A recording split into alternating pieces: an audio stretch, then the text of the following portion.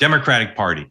Rich, start with you. If you're writing a book about how the Democrats ended up with a brand that's at a low point in modern history, who would you want to interview for that book, and what would you ask them to try to figure out how this happened?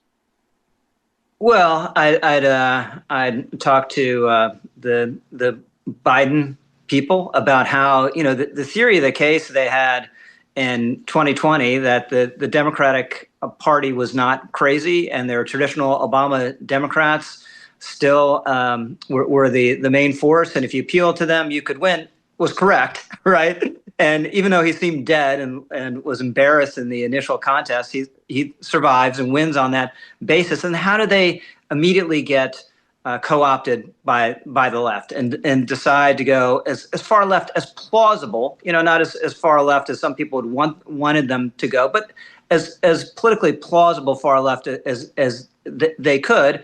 And then I'd want to talk to all the leaders of these various interest groups on issues like trans and on immigration that have been hugely influential in dragging the party their way when push comes to shove on policy. And they just need to give a little on some of these cultural issues, need to say, look, it's a good thing the border shut down. Say, look, as Gavin did, at least briefly in that interview with podcast with Charlie Kirk, look, guys shouldn't compete against girls in sports. Just to show, the cliched sister soldier type moment, to show they get it and they're not radically left on the culture. I'm not sure they can do that, or they're going to do that anytime soon. If they can't, they have a pretty dismal future ahead of them. Yeah, Emily, who would you want to talk to? What specific people would you want to interview to get to the bottom of how this happened? I was hoping you'd turn that question my way, Mark, because as Rich was talking, I was thinking Bill Clinton. In all honesty, Bill Clinton. Yeah. And James Carville also has been calling some of this stuff out for a couple of years. Nina Turner last year during the DNC said something I thought was pretty brave, which is that there's a sort of emasculation to the Democratic Party brand, especially towards black men. But Clinton, Carville, Turner, these are people who saw it coming. And we're trying to sound warnings about it. Clinton famously was worried about his own wife's campaign back in 2016, not resonating with people in sort of so-called flyover states, because it was too sort of academic and it was too faculty lounge focused. And I think some of that is just sort of really obvious. The other very obvious answer is Joe Rogan, who himself was a left-leaning, Democratic-leaning guy who swung for MAGA. And he's been pretty open about why that happened. But further interrogations of people like Rogan, I think, would just confirm the thesis that Clinton, Carville, Nina Turner have been articulating for a while. Yeah, the key thing about Bill Clinton, Mark, right, is he grew up in Arkansas politics when Arkansas was a Democratic state, but a culturally conservative state. And he knew you had to play defense on hot button cultural issues. And that's just embedded in his DNA in a way it's not among a lot of other Democrats. I know a Republican governor who saw Bill Clinton at a funeral of a political dignitary, and this governor's wife was saying, "You got to go say hi to Bill Clinton." He's like, "I don't want to talk to Bill Clinton." Then he goes up and talk to him, and Clinton first thing he says, "You've done such a great job on opioids, and isn't it crazy what's happening at the border?" Right, like immediately connecting with this Republican, and that's just an indispensable skill that Democrats have lost. Yeah, so let's talk about that exact point, because my experience with some of these elected, some Democratic governors, some senators, is they see what's happening. They see that the party, defund the police, not talking about closing the border, trans issues. They see it. And yet they're afraid to speak out because, as I mentioned earlier in the show, they're afraid of being canceled, right?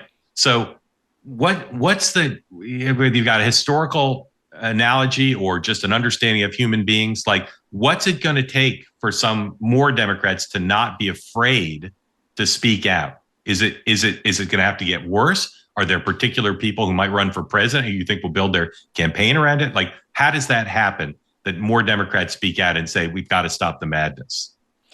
Well, I think it takes an unquenchable thirst to win. Sorry, go ahead, Emily. Well, no, I was just going to say, like Rahm Emanuel, for example, said what he said on Megyn's show last week, and then said, I'm probably going to have to go into witness protection after this. But what we've learned, I think, since he said that, is Rahm Emanuel, Gavin Newsom, for example, they are in this lane where they're less concerned about upsetting quote unquote woke people because they want those donors who know that there's a problem, and they're going to try to build organic, and maybe Newsom is not correct to lump into this category. I think he flirted with steering into that lane. But they want those donors. They want the media coverage of people who think that they're Alyssa Slotkin, who they're trying to address a very real problem.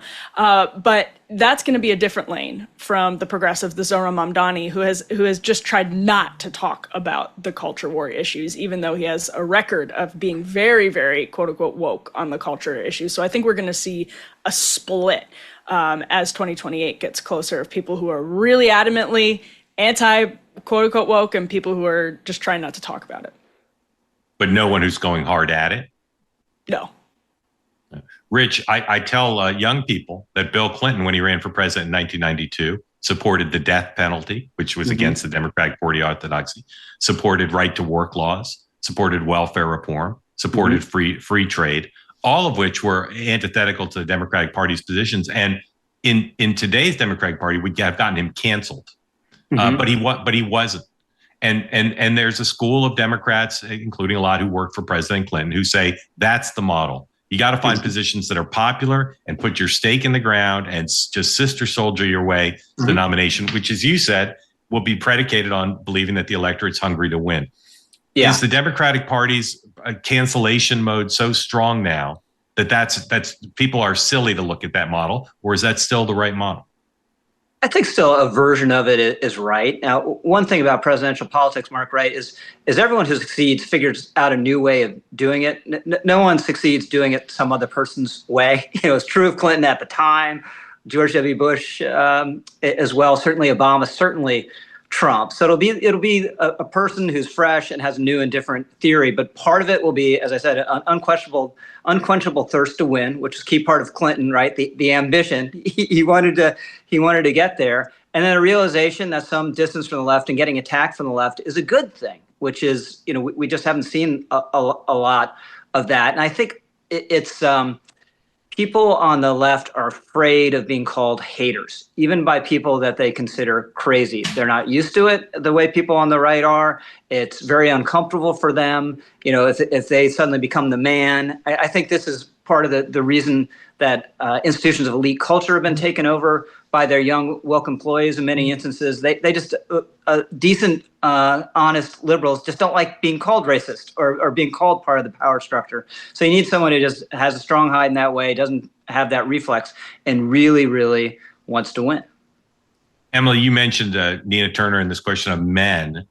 Are there issues on which the Democratic Party can get right with men and maybe outflank the Trump Republican Party, or are they consigned, at least while Trump is on the stage, to be the mommy party?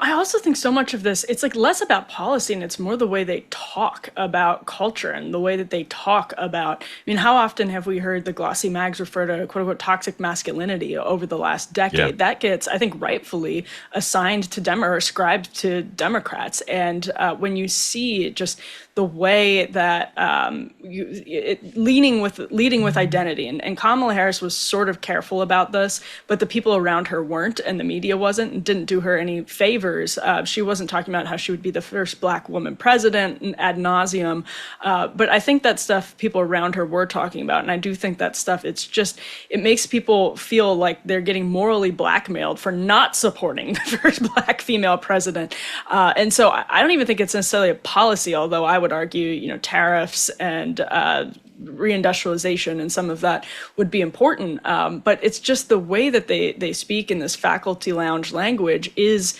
female coded because it comes across as like anti blue collar, anti populist.